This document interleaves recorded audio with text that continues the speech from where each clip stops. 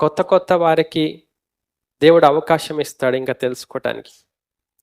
కనీసం 10 సంవత్సరాలు బాప్తిసం తీసుకొని 10 సంవత్సరాలు అయింది. ఏదైనా కన్ఫర్మేషన్ మీ విశ్వాసంలో స్థిరత్వం వచ్చిందో లేదో చూసుకోండి. లేకపోతే మీకు అపాయం. అది మీరెప్పటికీ మార్మోన్స్ పొందకుండా మీ హృదయ కాఠిన్యానికి అప్పగించబడుతుంది.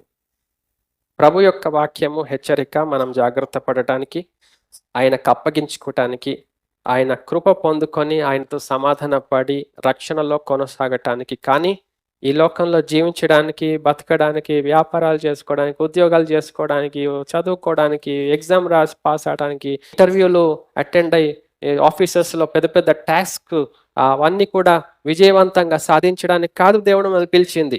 Not at all. ఇవన్నీ బయట కూడా చేసుకోవచ్చు. మనం నాలెడ్జ్ సంపాదించుకోవచ్చు, బయట కూడా చేసుకోవచ్చు. అందరూ చేసుకుంటారు ఇవన్నీ. దీనికి దేవుడు అక్కర్లేదు. అంత చీప్ విషయాల కొరకు ఆ సృష్టికర్తను మనం ఉపయోగించుకోకూడదు. ఆయన నామాన్ని అవమానపరచొద్దు ఆ చీప్ థింగ్స్ కొరకు, ఆ విలువలేని నశించిపోయే కార్యాల కొరకు ఆ జీవాధిపతిని మనం ఉపయోగించుకోకూడదు. దేవునికి అప్పగించుకొని దేవుని చేత మనం పోషించబడాలి, జీవించాలి, నడిపించబడాలి, రక్షణ పొందాలి. అందుకే ప్రభువు మనకున్నాడు, ఆయన మనకు కాపరండి.